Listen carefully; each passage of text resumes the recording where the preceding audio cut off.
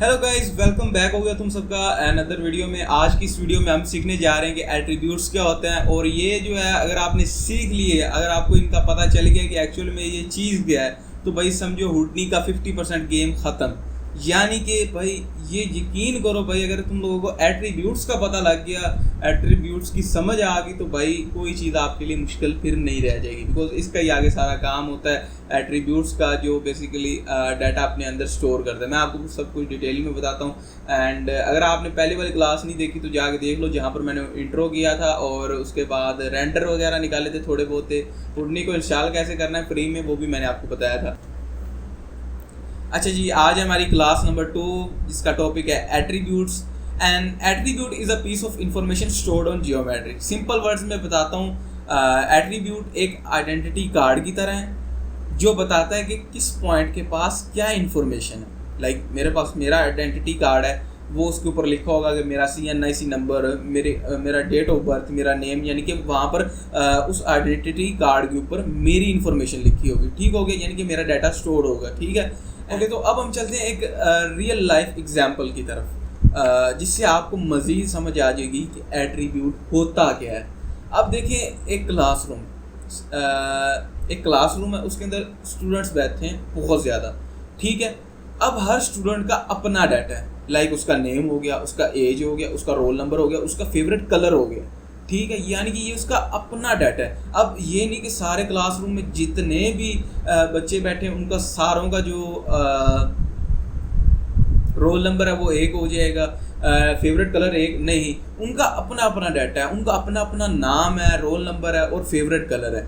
अब इसी तरह से हुडनी में भी सेम एज इट इज़ है। लाइक अगर यहाँ पर देखो कि मैंने एक रेक्टेंगल लिया, यानी कि एक बॉक्स लिया, सिंपल सी बात है। एक बॉक्स लिया, उसके 4 पॉइंट्स है। ये मैंने 2D में बनाया है, 3D में नहीं। तो आप जैसे एक बार अज्यूम कर लें कि एक बॉक्स है, उसके 4 पॉइंट्स हैं।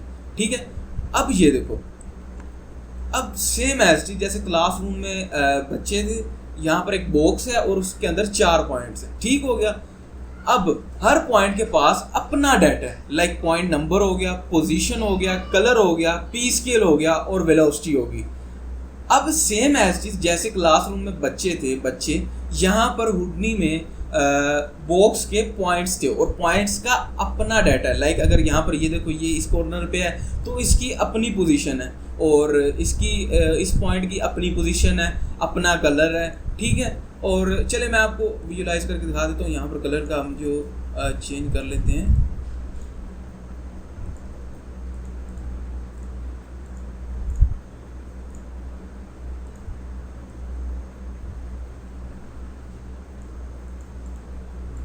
अच्छा जी, तो यहाँ पर मैंने इनके बॉक्स के कलर्स वगैरह चेंज कर दिए हैं। तो अब यहाँ पर अब देखो 4 पॉइंट्स हैं, चारों की अपनी पोजीशन है, अपना कलर है और अपना ही पी स्केल है और वेलोसिटी है। ठीक हो गया, सिंपल।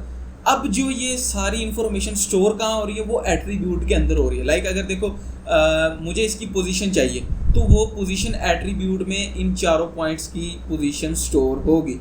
ठीक हो गया, मैं आगे चल के आपको बताऊंगा डिटेल में ये एक्चुअल में वर्क कैसे करता है, ये क्यों इतना इम्पोर्टेंट है। ठीक है, अच्छा जी, अब ना यहाँ पर मैं आपको एक और चीज़ दिखा दूँ।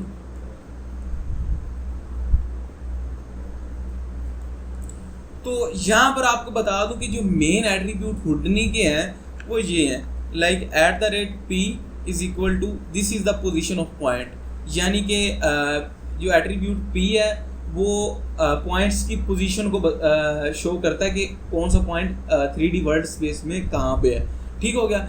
p scale the size of points, ये थोड़ा सा अलग कॉन्सेप्ट है, ये आपको मैं बताऊंगा, ये p स्केल वाला। ठीक है, अब CD the colour of point, कि किस पॉइंट का कौन सा कलर है, और @velocity is equal to the velocity of point, यानी कि हर पॉइंट की क्या वेलोसिटी है। अब ये जो 4 मैंने आपको बताए हैं, ये मेन एट्रीब्यूट्स हैं, ये मस्ट यूज़ होते ही होते। मैं आपको बताऊंगा आगे चल के कि इसका मतलब इनको यूज़ कैसे करना है, और इनको आगे फर्दर एक्सप्लेन मैं करूँगा इसी वीडियोज़ में। ठीक है, अब नेक्स्ट पॉइंट हमारा आता है, वो है ज्योमेट्री स्प्रेडशीट। एक्चुअल में ये क्या चीज़ है, सेम एज चीज़ भाई। यहाँ पर देखो हर पोजीशन की 0 पॉइंट नंबर 0 की पोजीशन वैल्यू शो है -2 में जो भी। ठीक है, P X Y Z में। ठीक है, एंड अब मैं बताऊं कि ये जियोमेट्री स्प्रेडशीट क्या है।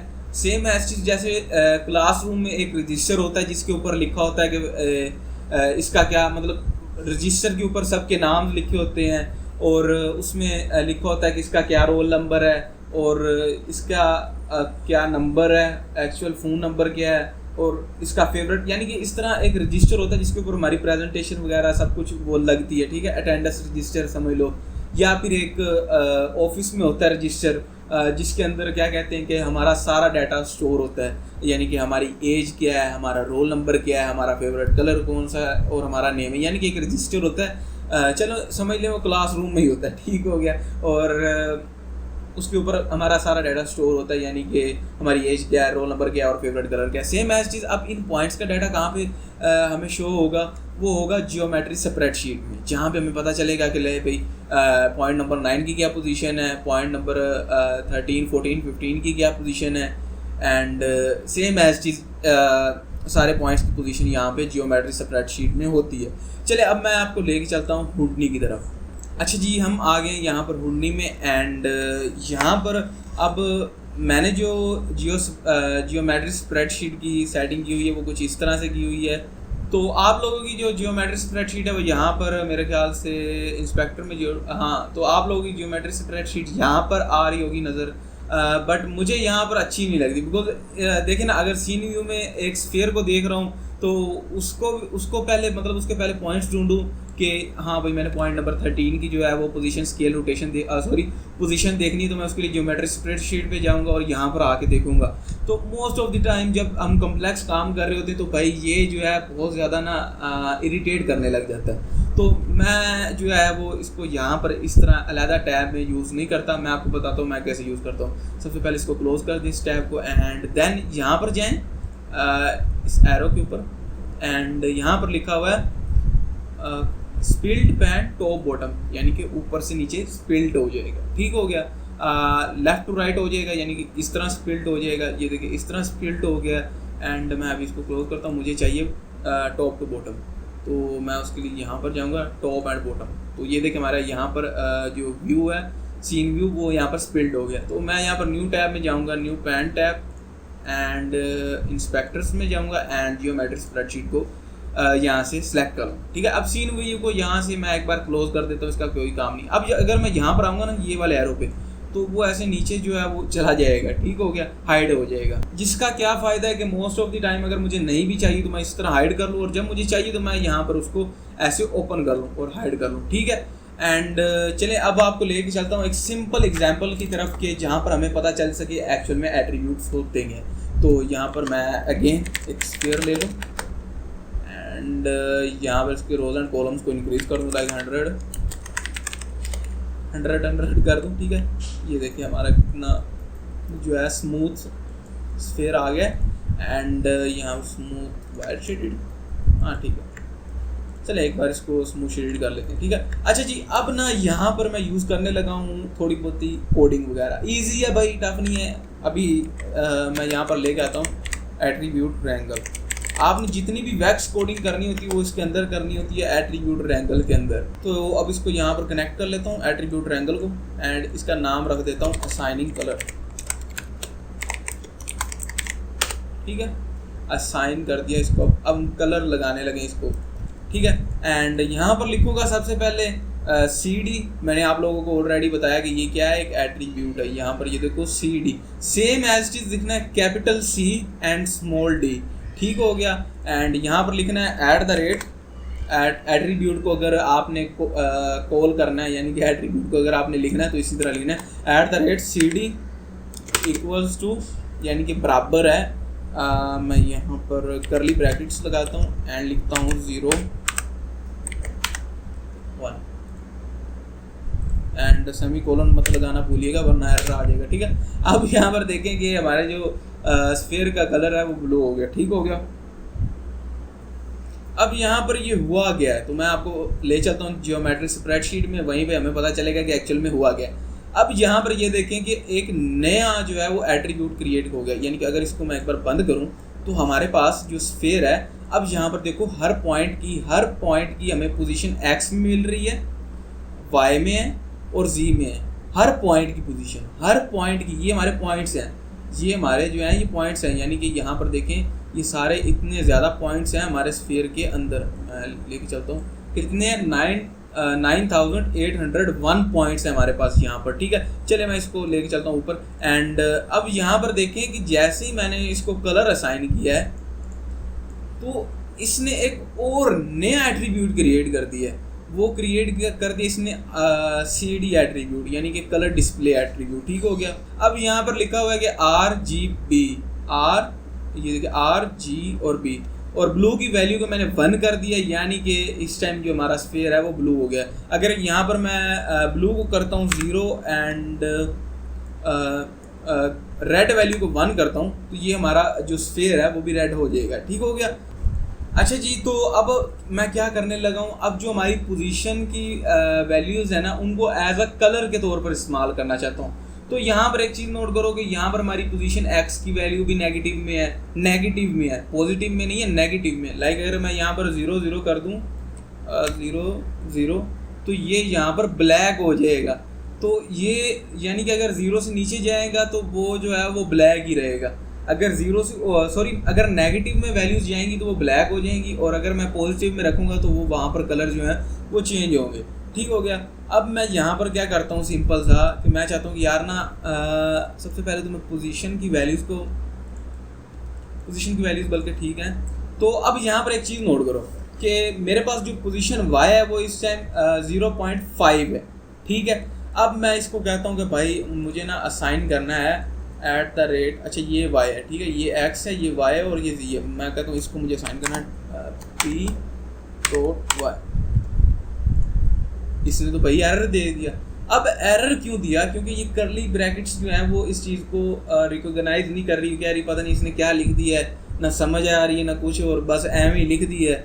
पोजीशन की वैल्यूज इसको चाहिए एज अ कलर के तौर पर, तो हम उसके लिए एक फंक्शन यूज़ करते हैं जिसका नाम है सेट फंक्शन। एंड हमने ये ब्रैकेट्स दूसरी लिखनी, पैरेंथेसिस ब्रैकेट्स,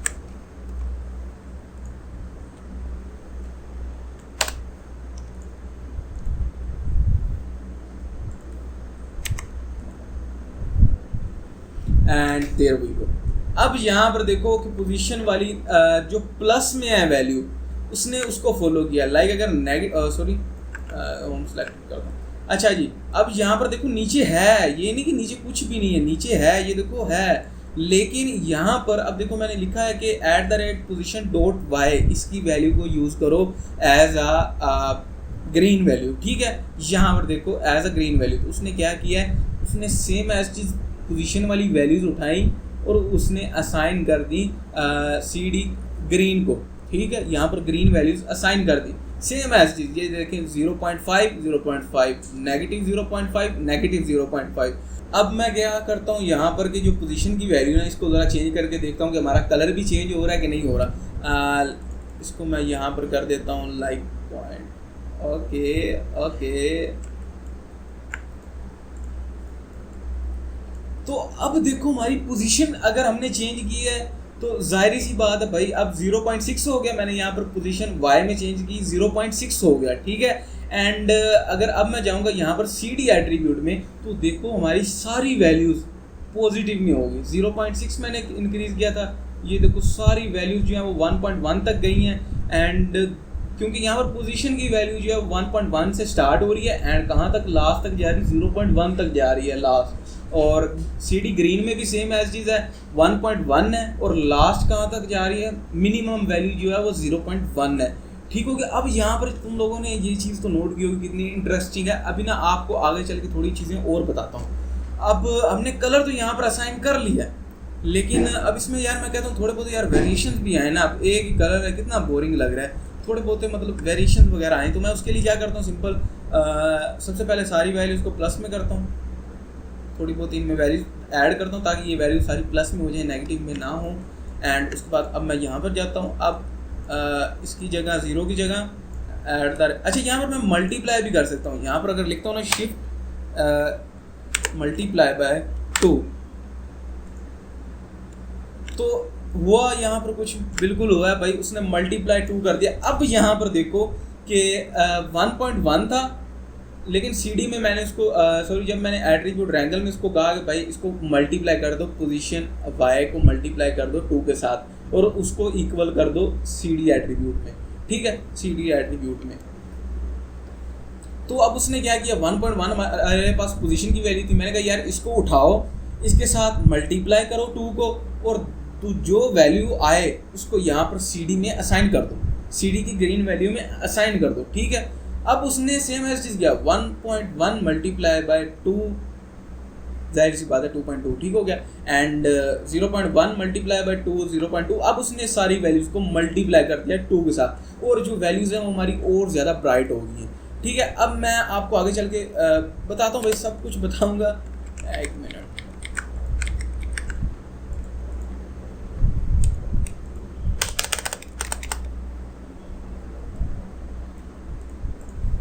अच्छा जी, अब ना यहाँ पर मैं कहता हूँ कि भाई एट्रीब्यूट P डॉट x की वैल्यू को भी यूज़ करो भाई। अब यहाँ पर देखो उसने x की वैल्यू को यूज़ किया एंड हमें नज़र भी आया फ़र्क, ये देखो उसने x की वैल्यूज़ को यूज़ किया एट्रीब्यूट P डॉट x, यानी कि हमारी जो रेड वैल्यू है वो x की वैल्यू हो, यानी कि ये देखो यहाँ पर रेड वैल्यूज़ जो हैं वो हमारी x की वैल्यूज़ हो, यानी कि जो पोजीशन x में वैल्यू स्टोर हैं वही कहता हूँ सेम एज चीज़ वैल्यू, सेम एज चीज़ वैल्यू हमारी CD रेड में हो, ठीक है। अब वही सेम एज चीज़ वैल्यू हमारी रेड में आ गई, ठीक है।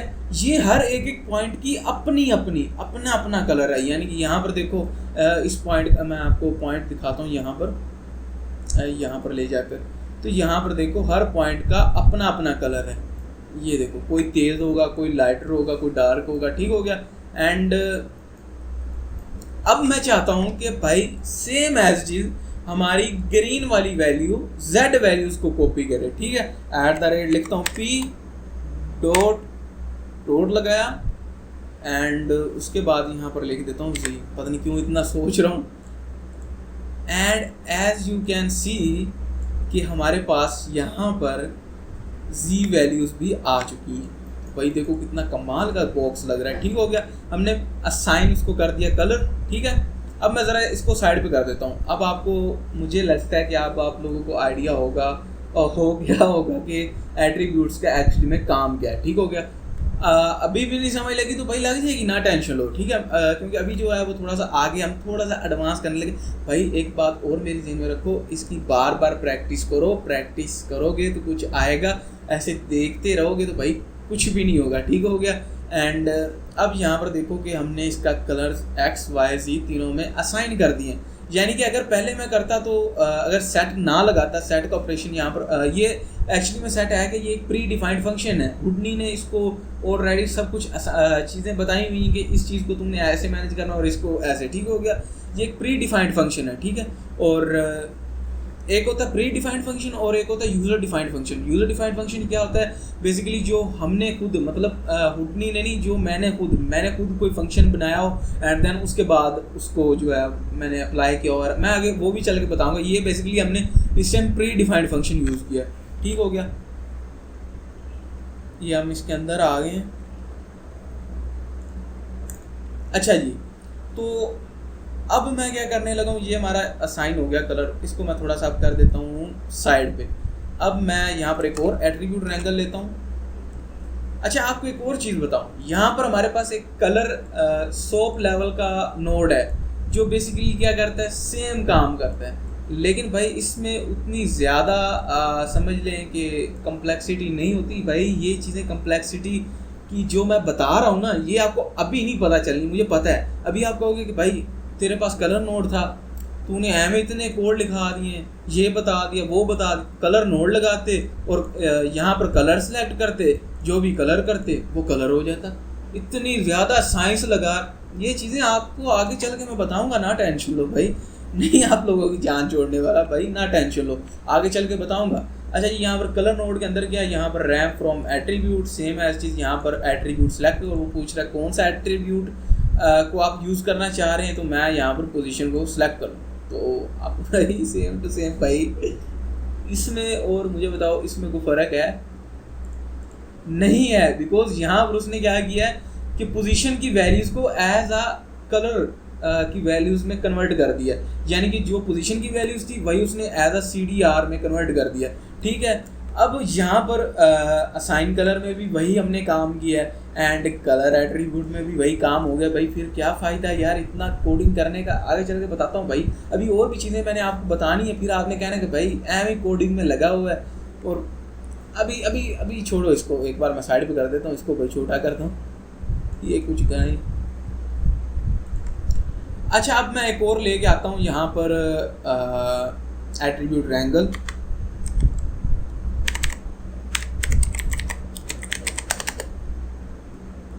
एट्रीब्यूट रैंगल, इसको इसके साथ कनेक्ट करता हूँ। अब मैं यहाँ पर क्या करने लगा हूँ, एक फ्लोट एट्रीब्यूट क्रिएट करने लगा हूँ। फ्लोट एट्रीब्यूट का आपको नहीं पता, कोई बात नहीं, बता देंगे भाई, सब कुछ इधर हमारे पास सोल्यूशन है आपके पास। देखो हमारे पास पहला है फ्लोट एट्रीब्यूट, दूसरा इंटीजर एट्रीब्यूट और तीसरा है वेक्टर एट्रीब्यूट।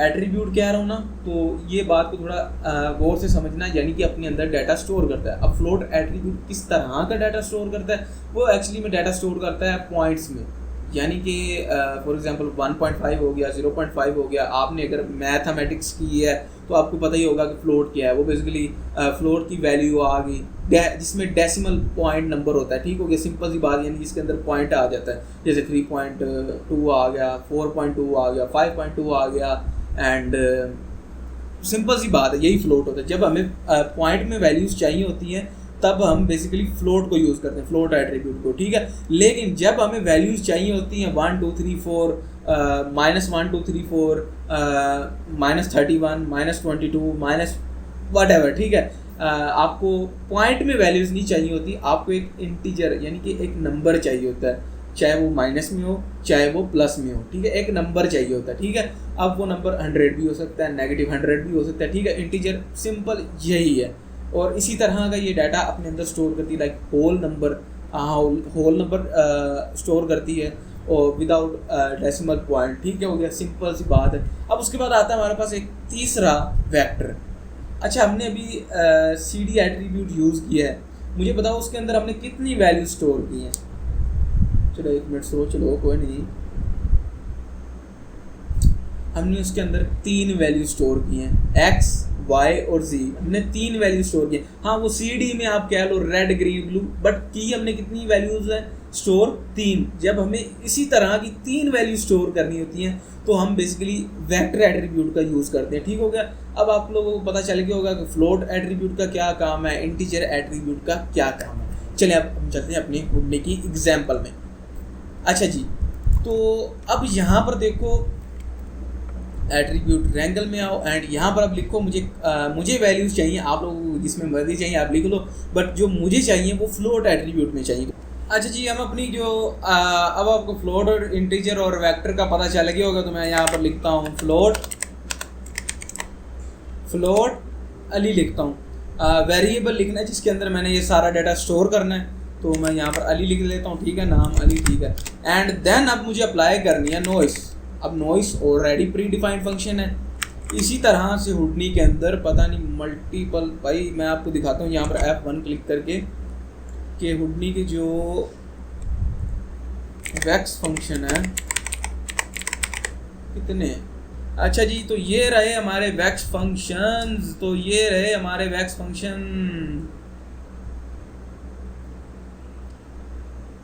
समझ रहे हो कितने ज़्यादा इनमें ये, हाँ XYZ डिस्टेंस ये भी यूज़ किया अभी तक बहुत से फंक्शन है जो मैंने खुद नहीं यूज़ किया। रैंडम भी कर देते हैं वो, तो उसका कोई नहीं इतना मसला, रैंडम वैल्यूज़ कर दी, सिंपल सी बात है। ठीक है, एंड यहाँ पर देख सकते हो कि इतने ज़्यादा जो है वो वैक्स के फंक्शन है जो प्री डिफाइंड फंक्शन है। ठीक है, अब ना पूछना कि नॉइस से क्या होगा मजाक कर रहा हूँ। अच्छा, तो अब यहाँ पर इसके अंदर मैं लिखता हूँ कि अब मुझे नॉइस अप्लाई करनी है। किसके ऊपर अप्लाई करनी है? मैं यहाँ पर F1 के ऊपर जाता हूँ। मुझे तो भाई पता ही नहीं है नॉइस किसके ऊपर अप्लाई करनी है। नॉइस तो मैंने लिख दिया, अप्लाई किसके ऊपर करनी है यही नहीं मुझे इन्होंने बताया। चलो मैं यहाँ पर लिख लेता हूँ नॉइस। ये देखो भाई, हुडनी का एक हेल्प वाला सेक्शन है, बहुत ही अच्छा सेक्शन है, आपको यहाँ पर चीज़ों का बता देता है। यहाँ पर जाता हूँ। अच्छा जी, हमें नॉइस किसके ऊपर अप्लाई करनी है? पोजीशन के ऊपर अप्लाई करनी, ठीक हो गया। अच्छा तो मुझे अब इसके अंदर ऐसे नहीं कि डायरेक्ट पोजीशन लिख देनी है, इस तरह सीन नहीं है। मैं आपको बताता हूँ क्या सीन है। फॉर एग्जांपल मैंने ये एक स्फीयर लिया, ये देखें एक स्फीयर लिया, एंड मैं चाहता हूँ कि इसका जो सेंटर है ना ये वाला, इसके ऊपर एक हैक स्क्रिप्ट की लगाता हूँ कोड, डॉलर F लगा देता हूँ। अब देखना क्या हो।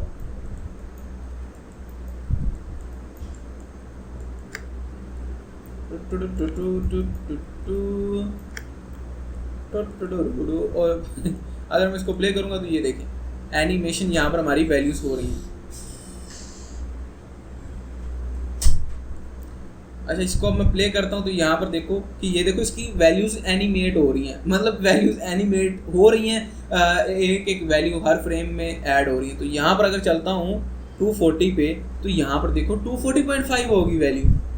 भाई अमेजिंग है ना, यानी कि हर फ्रेम को उसने इसके अंदर ऐड किया है। ये देखें अगर इसके ऊपर मिडल अब यहाँ पर देखें मैं अगर 3 करता हूँ तो यहाँ पर भी 3 हो गया, और यहाँ पर उसने एक वैल्यू ऐड कर दी। अब पता चल रहा है जियोमेट्री स्प्रेडशीट कितने काम की चीज़ है। तो अब आगे भी चल के आपको बताता हूँ। अब इसी तरह सेम एज चीज़ ये इसने फ्रेम बाय फ्रेम उसके अंदर एक एक वैल्यू ऐड करी। मैं चाहता हूँ यार ना 24 पे जब जाए ना, यानी कि एक फ्रेम हो तब, तो उसके लिए एक सिंपल सी स्टेटमेंट है, मेरे ख्याल से डॉलर टाइम है, डॉलर टी है, ठीक है। अब इसका क्या काम है कि जब यहाँ पर 24 होगा लाइक दिस, तो अब देखो उसने उसके अंदर एक वैल्यू ऐड कर दी है। ये देखें 25 पे करेगा भाई, ये देखें 25 पे जाकर उसने एक वैल्यू ऐड कर दी है, लाइक यहाँ पर देखो 1 पे, एंड आहिस्ता आहिस्ता वो वैल्यूज़ ऐड करता जा रहा है टाइम के हिसाब से। अब ये मैंने यहाँ पर ऑलरेडी डिस्क्राइब किया हुआ है कि मैंने ऑलरेडी FPS फ्रेम पर सेकंड जो है वो 24 लिखा हुआ है, यानी कि एक सेकंड में कितने फ्रेम होने चाहिए। तो मैंने यहाँ पर लिखा हुआ है कि जाहिर सी बात है 24 फ्रेम होने चाहिए। अगर मैं यहाँ पर 48 लिख देता हूँ, 60 लिख देता हूँ, 90 लिख देता हूँ, तो फिर जब 60 फ्रेम वहाँ पर होगा तब जाकर हमारी एक वैल्यू ऐड होगी, ठीक हो गया। अब सेम एज चीज़ मैं अब चाहता हूँ कि नॉइस को भी एनिमेट करें, मज़ा आएगा भाई। अच्छा तो अब ये अपन क्या मैंने लिख दिया। अच्छा तो अब मैं यहाँ पर लगाता हूँ ब्रैकेट, तो यहाँ पर उसने यहाँ पर भी वो सारी इन्फॉर्मेशन दे दी है कि तुम्हें क्या क्या चाहिए, फ्लोट पोजीशन चाहिए, ठीक हो गया। मैं चाहता हूँ कि यहाँ पर एट्रीब्यूट टाइम अप्लाई कर दूँ, time, and there we go. अच्छा तो अब मैंने वैल्यूज़ ऐड कर दी हैं, तो अब मैं चाहता हूँ यार ये अप्लाई हो जाएँ, क्योंकि अभी मैंने इसको वेरिएबल को असाइन किए हैं ये वैल्यूज़, ठीक है। मैं चाहता हूँ कि ये वैल्यू जो है वो पोजीशन y में at the rate position p बड़ा y में प्लस हो जाएं और इक्वल रहें अली के। अब देखना वैल्यू चेंज होंगी। ओके ओके ओके, तो ये देखो वैल्यूज़ यहाँ पर चेंज हो रही हैं, ठीक हो गया। एंड ये वो ऐसे फ्लोट कर रहे हैं, ठीक है। तो देखो भाई कितना इजीली हमने ये एनिमेशंस की हैं भाई, कोई टफ नहीं है उड़नी। पहली तो बात ये ज़हन में रख लो, ठीक है। करना है तो करो, नहीं करना तो भाई और भी सॉफ्टवेयर हैं जाओ करो, बट मैं अभी कह रहा हूँ भाई उड़नी सॉफ्टवेयर जो है ना वो सीख लो भाई, छोड़। अच्छा तो अब मैं चाहता हूँ कि यार ये ऐसे मूव ना करे, यानी कि फ्लोट ना करे, बल्कि ये ऐसे जो है ना वो इसकी जो पोजीशन की वैल्यूज़ हैं वो ऊपर जाएं, नीचे से वहीं पे खड़ा रहे, लेकिन इसकी पोजीशन की वैल्यूज़ जो हैं वो अब ऊपर नीचे हो। तो यहाँ पर मैं क्या करता हूँ, यहाँ पर लिखता हूँ एट द रेट लाजमी लगाना, इसको पता चलेगा कि एट्रीब्यूट है, एंड इसको मल्टीप्लाई कर देता हूँ, मल्टीप्लाई कर देता हूँ 5 से, एंड कोमा लगाता हूँ। अब देना क्या होगा, ये गले। अब यहाँ पर उसने क्या कर दिया, सिंपल सी बात है भाई, उसने उसकी वैल्यूज़ को मैंने मल्टीप्लाई बाय 5 कर दिया, तो जब भी इसकी वैल्यूज़ को y को देखेगा वैल्यूज़ को, तो अब देखो यहाँ पर मैंने क्या किया है कि py में ये वैल्यूज़ ऐड कर दी हैं। अली वाले वेरिएबल के अंदर जो डाटा स्टोर था वो मैंने इसके अंदर ऐड कर दिया p.y में। तो यहाँ पर देखो कि ऐड हो रहा है कि नहीं हो रहा, ये बिल्कुल मुझे तो नज़र आ रहा है ऐड होते हुए, पता नहीं आप लोगों को आ रहा है कि नहीं। तो अब ये देखो पोजीशन वाई में वैल्यूज़ ऐड हो रही हैं, ठीक हो गया।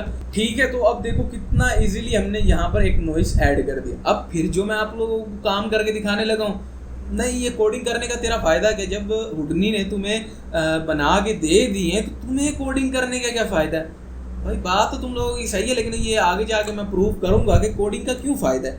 अच्छा जी, तो यहाँ पर अब इन दोनों चीज़ों को साइड पे करता हूँ एंड यहाँ पर लेके आता हूँ। अब इसको भी थोड़ा सा साइड पे करता हूँ एंड यहाँ पर लेके आता हूँ एट्रीब्यूट नॉइस। पता नहीं भाई टाइपिंग को क्या हो गया, जब वीडियो बनाने लगता हूँ तो टाइपिंग ख़राब हो जाती है। अब यहाँ पर इसने एट्रीब्यूट नॉइस इसने ऐड कर दिया CD के अंदर, ठीक है। अच्छा, तो अब यहाँ पर देखो एट्रीब्यूट नॉइस के अंदर, तो यहाँ पर भाई उसने कहा कि CD एट्रीब्यूट के ऊपर तुम जो है वो नॉइस अप्लाई कर दो। तो उसने कहा भाई कर दी अप्लाई, और बताओ। तो यहाँ पर अब क्या हुआ कि यहाँ पर एम्पलीट्यूड है, इसकी वैल्यूज़ को बढ़ा सकता हूँ, यानी कि जैसे मैंने उसकी वैल्यूज़ को ब्राइटर किया था सेम एज चीज़ यहाँ पे हो रहा है काम। एंड ये यहाँ पर एलिमेंट साइज को छोटा बड़ा कर सकता हूँ लाइक दिस ओके। एंड यहाँ पर अब किस टाइप की मुझे नॉइज़ चाहिए, 0 सेंटर्ड चाहिए, मुझे मिनमैक्स चाहिए, मुझे पॉजिटिव चाहिए, मुझे नेगेटिव चाहिए, मुझे मिनिमम चाहिए, मुझे इसमें सब्ट्रैक्ट चाहिए, यानी कि ऑपरेशन हो रहे हैं और ये नीचे रेंज वैल्यूज़ हैं, ठीक है।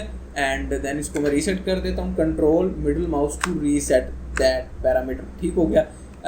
और बताता चलो, मैंने पिछली वीडियोज़ में बताया था कि ये जो है ये प्रॉपर्टीज़ हैं, प्रॉपर्टीज़ भी कह सकते हो, पैरामीटर्स भी कह सकते हो, ये इसके पैरामीटर्स, ठीक हो गया।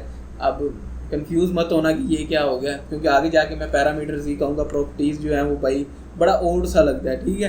तो एट्रीब्यूट नॉइस के अंदर जाता हूँ, यहाँ पर मैं चाहता हूँ कि यार ना P पोजीशन में इसकी वैल्यूज़ ऐड हो। मैं यहाँ पर सिंपली प्रेस करता हूँ P, capital P, and as you can see हमारी वैल्यूज़ ऐड हो चुकी हैं पोजीशन के अंदर।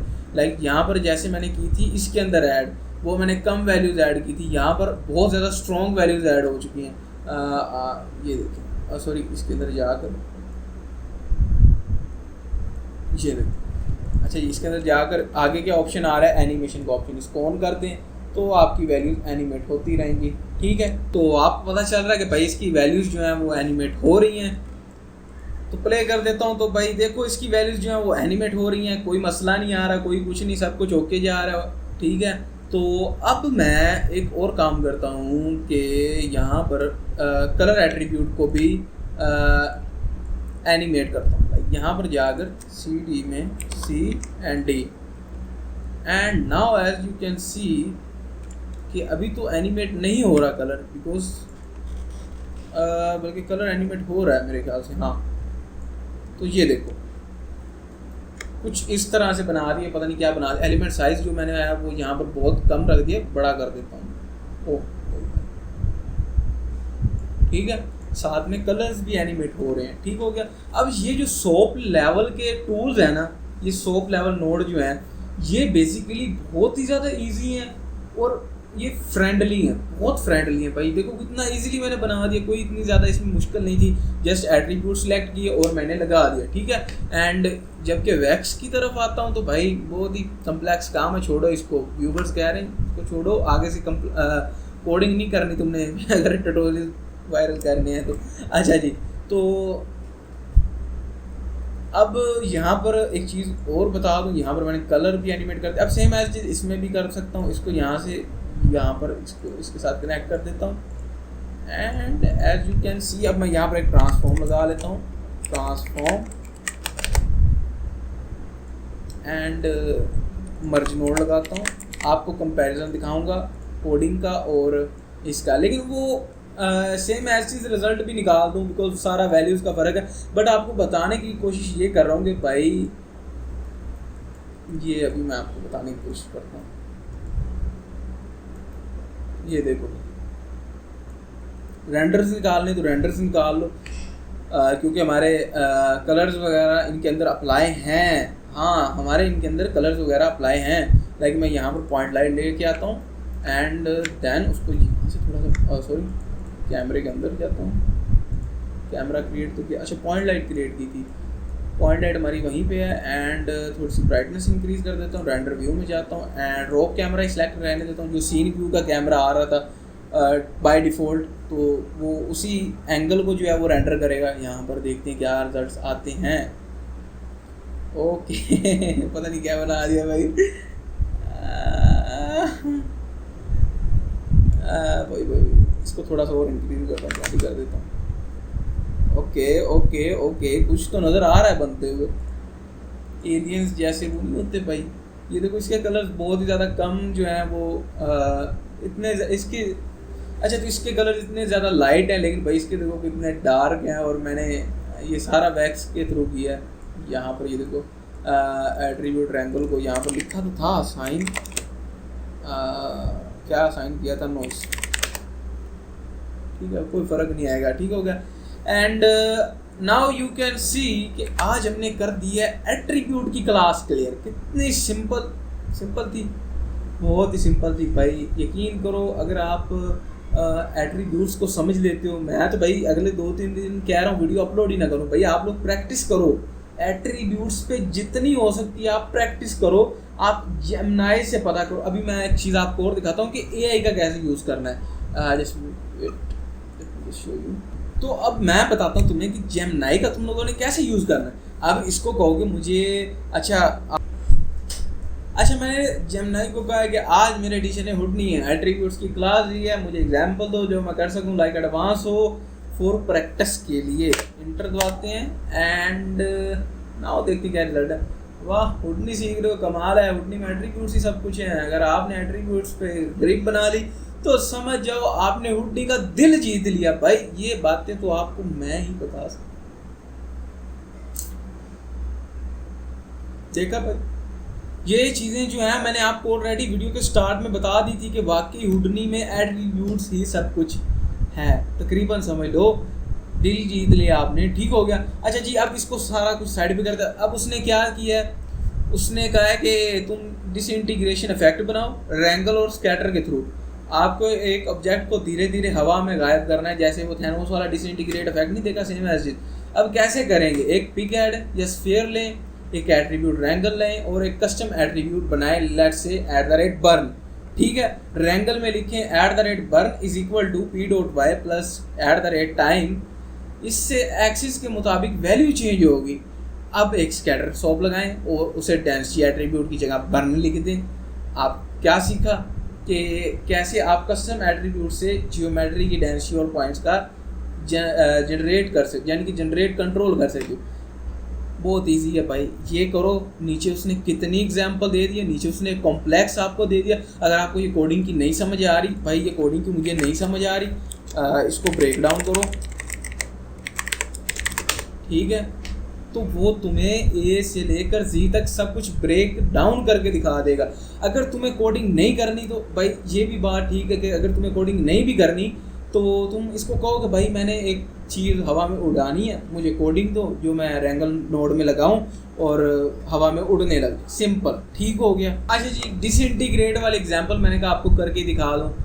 जेमिनी ने कहा था भाई, मैंने कहा कि चलो आपको एक एग्जांपल दे दूँ, करके दिखा दूँ कितनी इजी है। वो वाकई मुझे अच्छी लगी। एंड एक burn attribute create, custom attribute create किया, बर्न जिसका नाम रख दिया। आप कुछ भी रख सकते हो, इसका नाम रख दो डिसइंटीग्रेट, जो मर्जी रख दो, लेकिन मैंने बर्न रखा है। एंड कंट्रोल जी करता हूँ भाई, इसको चेंज करता हूँ बर्न, और उसको पोजीशन दे दी वाई की कि भाई वाई की पोजीशन है, उसको प्लस कर दो @time, यानी कि पोजीशन वाई में जो है वो टाइम की जो वैल्यूज होंगी, यानी कि 24 सेकंड बाद जो है वो तुम्हारा काम है कि एक उसमें ऐड कर दो पोजीशन में वैल्यू, ठीक है। मैं यहाँ पर मल्टीप्लाई भी कर सकता हूँ, लाइक मल्टीप्लाई बाय 5। तो अब अगर यहाँ पर 24 में 1 सेकंड होगा तो 1 × 5 होगा, ठीक हो गया। एंड ठीक है, देन उसने यहाँ पर एक बर्न एट्रीब्यूट क्रिएट कर दिया। यहाँ पर नहीं था, ये देखो उसने एक बर्न एट्रीब्यूट क्रिएट कर दिया। ये देखो उसने यहाँ पर 25 फ्रेम आते तक उसने 5 टाइम वैल्यूज़ ऐड कर दी हैं हमारे पोजीशन वाई में। यहाँ पर देखो, ये देखो, तो उसने बर्न एट्रीब्यूट, एक हमने कस्टम एट्रीब्यूट के अंदर ये सारी वैल्यू स्टोर कर दी, ठीक हो गया। अब यहाँ पर एक स्कैटर नोड लिया, ठीक है। एंड एक मिनट मैं बताता हूँ आपको उसका नोट शुरू से।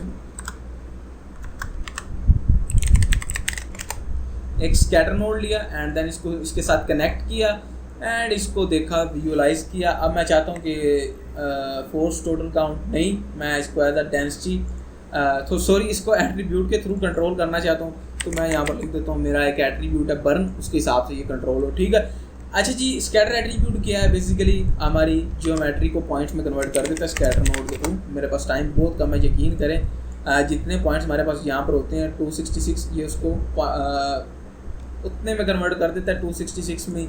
बट यहाँ पर अगर 266 लिख दूँ तो यहाँ पर देखो उसने 266 उसके पॉइंट्स क्रिएट कर दिए। बेसिकली स्कैटर का यही काम है कि पॉइंट्स को जो है वो